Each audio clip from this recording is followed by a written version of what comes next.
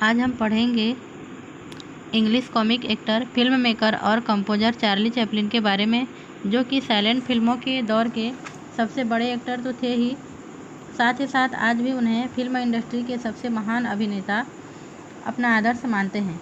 इसीलिए तो उनकी मृत्यु के कई सालों के बाद भी लोगों के दिलों में वे अभी भी जिंदा हैं। चार्ली चैपलिन का फिल्मी करियर लगभग 75 सालों तक चला और इस दौरान उन्होंने अपनी शानदार कॉमेडी से करोड़ों लोगों के हृदय में अपना स्थान बनाया। लोगों की ज़िंदगी में खुशियां बिखेरी, लेकिन लोगों की ज़िंदगी में खुशियां बिखेरने वाले इस महान एक्टर का शुरुआती जीवन बहुत ही संघर्षमय था। हालांकि उन्होंने कोई भी शिकायत न करते हुए अपने दम पर बुरे वक्त को भी अच्छा बना दिया। अब हम चार्ली चैपलिन के जीवन के बारे में जानते हैं। चार्ली चैपलिन का जन्म 16 अप्रैल 1889 को इंग्लैंड के शहर लंदन में हुआ। इनका पूरा नाम चार्ल्स स्पेंसर था। इनके पिता का नाम चार्ल्स चैपलिन सीनियर और मां का नाम हन्नाह चैपलिन था और दोनों स्टेज शो करके लोगों का मनोरंजन करते थे। हालांकि चार्ली चैपलिन के जन्म के कुछ ही समय बाद उनके पिता चार्ली और उनकी मां को छोड़कर चले गए और चार्ली की मां पर सभी प्रकार की जिम्मेदारी आ गई। अब चार्ली के परिवार की आर्थिक स्थिति पूरी तरह से डगमगा चुकी थी और 2 वक्त के रोटी के वे मोहताज हो गए थे और इसलिए चार्ली की मां हन्नाह की चिंताएं बढ़ती जा रही थी। और एक बार की बात है, जब चार्ली करीब 6 साल के थे, तब उनकी मां एक स्टेज पर शो कर रही थी। उनकी आवाज़ अचानक चली जाती है। इसके बाद से टिकट खरीद कर आए दर्शकों ने शोर मचाना शुरू कर दिया और दर्शकों के हंगामे को देखते हुए प्रोडक्शन मैनेजर ने चार्ली को स्टेज पर भेज दिया। दरअसल इस मैनेजर ने चार्ली को अपनी मां की एक्टिंग करते हुए पहले भी देखा था और उसे विश्वास था कि चार्ली दर्शकों को ज़रूर शांत कर देगा, और जैसा उम्मीद था वैसा ही हुआ। अपनी मां की आवाज़ की नकल करते हुए चार्ली को सुनकर लोग हंसने लगे। उनका मनोरंजन हुआ और यह चार्ली का पहला मौका था जब चार्ली को लोगों को हंसाने में सफलता मिली।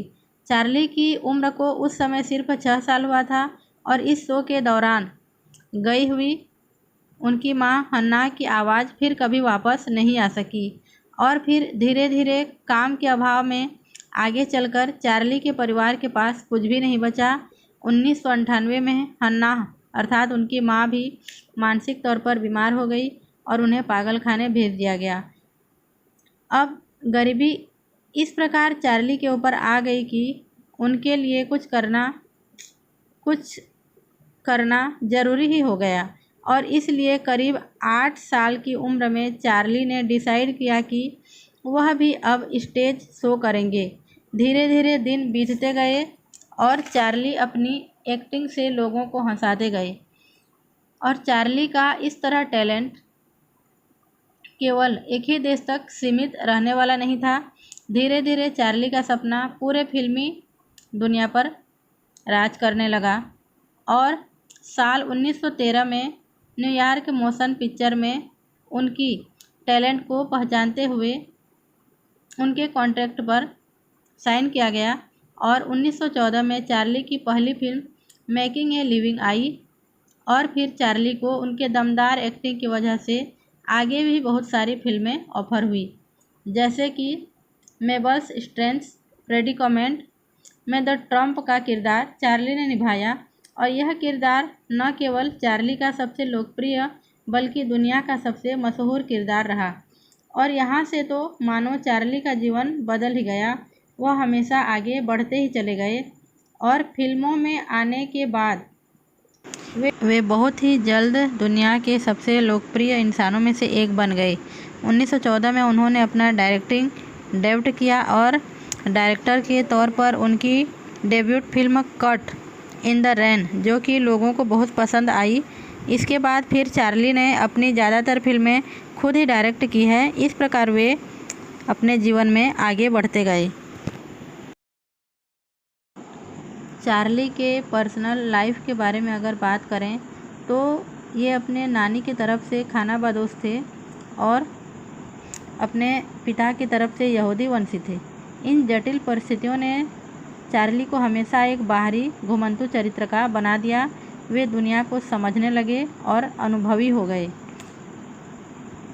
वे एक मध्यवर्गीय बुजुर्गा माने जैसे बोलते हैं अवसरवादी मध्यम वर्गीय, जो केवल पैसे कमाने के लिए ही रहता है, उसे बोलते हैं मध्यवर्गीय बुजुर्गा। तो इस प्रकार के व्यक्ति बन गए अपनी जीवन की समस्याओं के कारण। इस प्रकार चार्ली अपने जीवन की समस्याओं से बहुत कुछ सीखे और दुनिया में आगे बढ़ते ही चले गए।